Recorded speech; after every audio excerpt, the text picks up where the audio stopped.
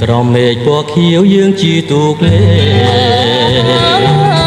កំសាន្តប្រឡាយនឹងអធម្មជាតិ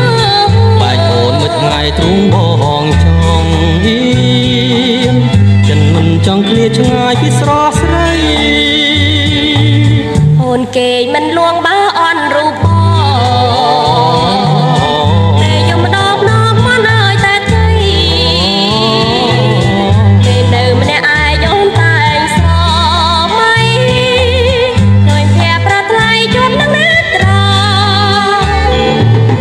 តែដងបងលោតជាចងវាភ្លែចិនបងចំបាយក្រែងគ្មានវាសនានឹងបានណែបនឹងជាប់ចិត្តអរាព្រោះអីគ្រួសារបងអ្នកក្រក្រៃ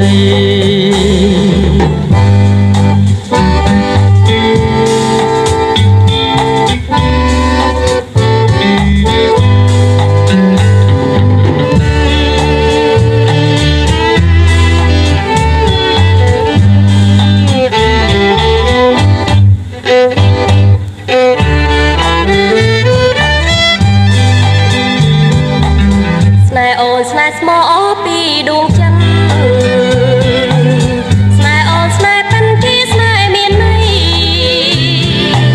ស្នេហ៍បងក៏ជាស្នេហ៍ស្មោះភក្តីព្រោះអូនប្រណីដ